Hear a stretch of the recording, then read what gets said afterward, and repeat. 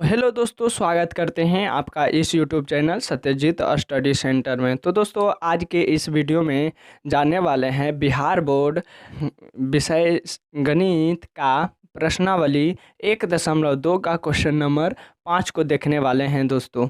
यदि इसके पहले का वीडियो नहीं देखे हैं दोस्तों, तो उस वीडियो का लिंक इस वीडियो के डिस्क्रिप्शन में दे दूंगा, वहां से उस वीडियो को सारे वीडियो को देख सकते हैं दोस्तों। चलिए फिलहाल इसको हल करते हैं दोस्तों। तो चलिए, कहता है कि जांच कीजिए कि क्या किसी प्राकृतिक संख्या n के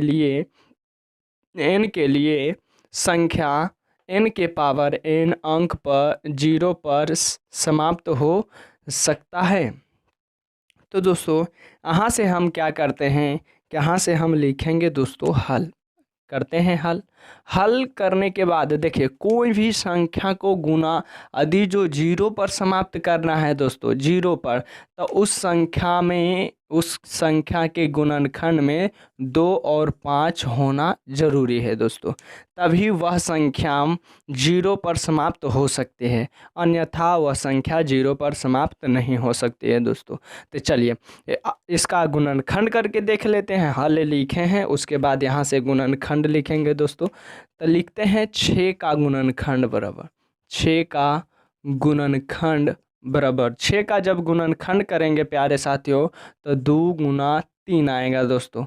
बताइए 2 गुना 3 2 गुना 5 के रूप में है या नहीं है? तो आपका आंसर क्या होगा दोस्तों कि नहीं है।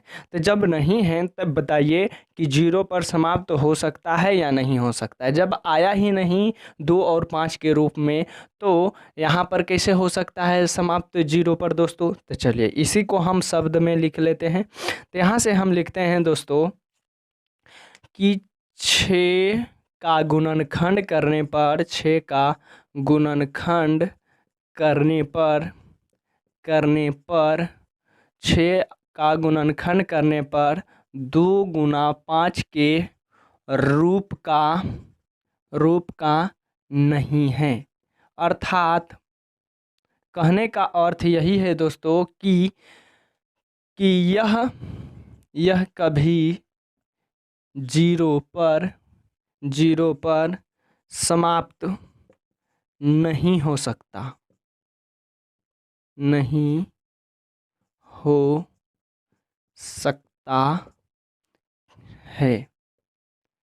नहीं हो सकता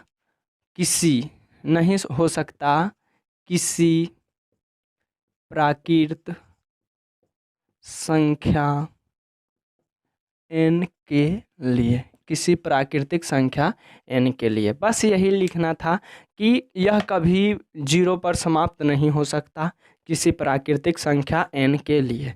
ठीक है दोस्तों, तो आप इसका स्क्रीनशॉट ले सकते हैं और ये काफ़ी इजी क्वेश्चन है, समझने वाली बात है। ठीक है दोस्तों, तो चलिए अगले प्रश्न की ओर चलते हैं दोस्तों। तो चलिए दोस्तों, हमारा जो है छठा क्वेश्चन है वह बोर्ड पर है।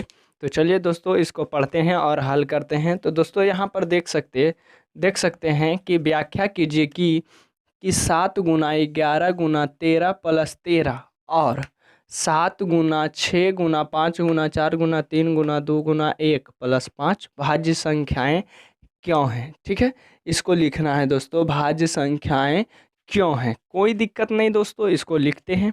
यहाँ से हम क्या पहले लिखेंगे दोस्तों, सभी क्वेश्चन में लिखेंगे यहाँ से हल लिखने के बाद दोस्तों यहाँ पर लिखेंगे कि 7 गुना 11 गुना 13 प्लस 13। ठीक है, यहाँ से हम क्या कर सकते हैं दोस्तों, यहाँ से हम 13 को कॉमन कर लेते हैं। 13 क्योंकि यहाँ से तो पूरा एक ही है, बट गुना के रूप में है तो कोई दिक्कत नहीं, ये दोनों में हम 13 को कॉमन कर लेते हैं।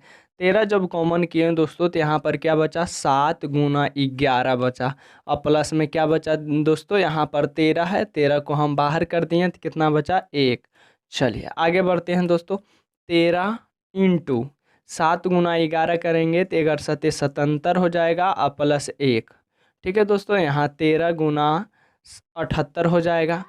फिर 13 गुना 78 और गुना में कुछ नहीं था 1 ले सकते हैं। ठीक है दोस्तों, तो यहाँ से हम क्या कर सकते हैं कि इसका इधर पार्ट का भी हम इसको हल कर लेते हैं। तो 7 गुना 6 गुना 5 गुना 3 गुना 4 गुना 3 गुना 2 गुना 1 प्लस हम क्या कर सकते हैं दोस्तों, 5 कर सकते हैं। ठीक है, यहाँ से जब 5 हो गया तो यहाँ से देखिए दोस्तों क्या मिल रहा है, 5 मिल रहा है, 5 मिल रहा है। 5 को हम यहाँ से कॉमन कर लेंगे दोस्तों। तो यहाँ से जब 5 को कॉमन करेंगे तो यहाँ पर कितना आ जाएगा, तो 7 गुना 6 गुना 4 गुना 3 गुना 2 गुना 1 प्लस में क्या हो जाएगा दोस्तों, 1 हो जाएगा। ठीक है दोस्तों, यहाँ से हम आगे बढ़ते हैं।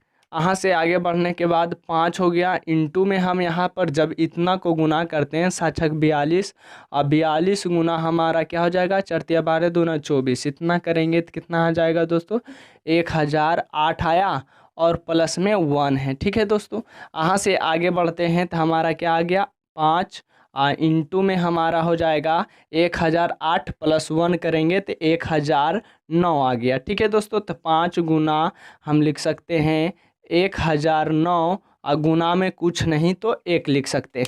1 लिखने का रीजन अभी पता चल जाएगा दोस्तों कि 1 हम किस लिए लिखे हैं। ठीक है दोस्तों, तो चलिए आगे बढ़ते हैं। यहाँ से हम क्या करेंगे दोस्तों, यहाँ पर देखिए कोई भी संख्या के जब गुणनखंड करने पर 2 से अधिक गुणनखंड आता है दोस्तों तो वह भाज्य संख्या होता है। या फिर हम इसका परिभाषा भी कह सकते हैं दोस्तों कि जो संख्या 1 से कटे और अपने आप से कटे और किसी दूसरी संख्या से भी कटे तो वह संख्या भाज्य होती है दोस्तों। तो बताइए, यहाँ पर गुना करेंगे तो यहाँ पे 5 से वह संख्या कटेगा, 1009 से कटेगा और 1 से कटेगा। तो यहाँ तो इतना हो गया, 3 को गुणनखंड आ गया दोस्तों। इसमें भी गुना करने पर जितना भी संख्या है 13 से कटेगा, 78 से कटेगा और 1 से कटेगा। कहने का मतलब 3 संख्या से या फिर 3 संख्या से अधिक संख्या से भाग लग सकता है दोस्तों, तो वह संख्या भाज्य कहलाती है। तो इसी को हम हिंदी में करके लिख सकते हैं कि यह भाज्य संख्याएं हैं क्योंकि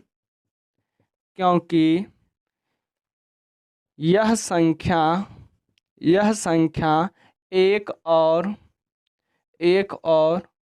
स्वयं के अलावे किसी दूसरी संख्या से विभाज्य है। तो दोस्तों आप इसका स्क्रीनशॉट ले सकते हैं दोस्तों। हमारा यही पूरा आंसर हो गया दोस्तों। ठीक है दोस्तों, अगले प्रश्न की ओर चलते हैं। चलिए दोस्तों, हमारा प्रश्नावली 1.2 का आखिरी क्वेश्चन है, क्वेश्चन नंबर 7। तो दोस्तों इसमें जितना बड़ा क्वेश्चन है उतना बड़ा इसका आंसर नहीं है दोस्तों। तो चलिए इसको हल करते हैं। चलिए यहाँ से देखिए, पढ़ते हैं क्वेश्चन को, क्या कहता है क्वेश्चन को बार बार पढ़िए दोस्तों, जिससे आपको क्वेश्चन अपने आप समझ में आने लगेगा कि क्वेश्चन बोलता है क्या। तो कहता है कि किसी खेल के मैदान में, ठीक है, किसी खेल के मैदान के चारों ओर एक वृत्ताकार पथ है। मान के चलिए ये हमारा खेल है, खेल का मैदान है, ठीक है, उसके चारों ओर वृत्ताकार एक पथ है। इस मैदान का एक चक्कर लगाने में, यानी इस मैदान जो वृत्ताकार है पथ है उसको एक चक्कर लगाने में सोनिया को 18 मिनट लगते हैं। सोनिया को 18 मिनट लगते हैं, जबकि इसी मैदान का एक चक्कर लगाने में रवि को 12 मिनट लगते हैं। ठीक है दोस्तों, यानी कि 2 गो है, एक सोनिया है जिसको एक चक्कर लगाने में 18 मिनट लगता है, ठीक है दोस्तों, और रवि है जिसको एक चक्कर लगाने में 12 मिनट लगते हैं। तो कहता है कि मान लीजिए कि वे दोनों एक ही स्थान और एक ही समय पर चलना प्रारंभ करके एक ही दिशा में चलते हैं। यानी कि यहाँ से यदि जो स्टार्ट करे तो दोनों एक ही दिशा में चले और एक ही समय पर चले, दोनों यहाँ से स्टार्ट करेगा, ठीक है।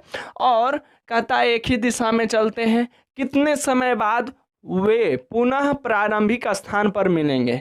यही बोल रहा है कि वह फिर से यदि जो वो चलता है तो एक तो पीछे हो जाएगा और एक आगे बढ़ जाएगा, क्योंकि सोनिया को दौड़ने में ज़्यादा समय लग रहा है और रवि को दौड़ने में कम समय लग रहा है, तो कितने समय बाद वह पुनः एक ही स्थान पर मिलेंगे। तो यहाँ से हम क्या करेंगे दोस्तों, इसको बनाते हैं, लिखेंगे यहाँ से हल।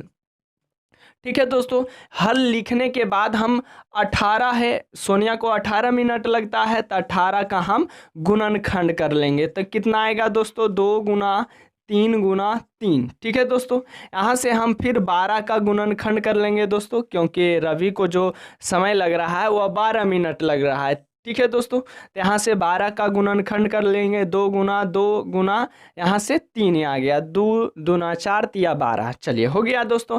अब यहाँ से हम क्या करेंगे कि ये दोनों का एलसीएम निकाल लेंगे, खुद पता चल जाएगा कि वह कितने मिनट के बाद वापस फिर वहीं पर मिलेगा। ठीक है दोस्तों, तो यहाँ पर हम क्या करते हैं, एलसीएम बराबर लिखते हैं, एलसीएम बराबर। तो एलसीएम बराबर क्या होता है दोस्तों, कि जो मिल रहा है उसको लीजिए और जो नहीं मिल रहा है उसको भी लिखिए। तो यहाँ पर 2 मिल रहा है, तो ये दोनों में 2 को बाहर कर लिए, फिर यहाँ 3 नहीं मिल रहा है, 3 को लिख लिए, 2 को भी लिख लेंगे क्योंकि ये ए भी नहीं मिल रहा है, यहाँ से 3 मिल रहा है, तो यहाँ से 3 को भी एगो लिख लेते हैं। ठीक है दोस्तों, चलिए अब इसका एलसीएम कितना आएगा दोस्तों, तो 2 तिहाई 6, 6 दूना 12, 12 तिया 36।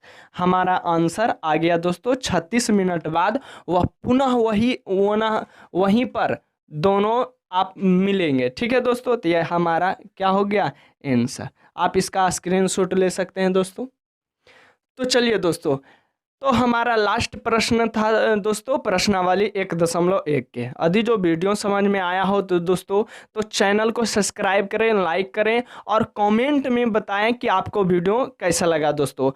अपने दोस्तों के साथ शेयर करें दोस्तों, जिससे आपके दोस्त भी अच्छे से पढ़ाई करें और अच्छे अंक ला पाए। तो इस वीडियो में इतना ही, मिलते हैं ऐसे ही वीडियो के साथ, तब तक के लिए जय हिंद, वंदे मातरम दोस्तों।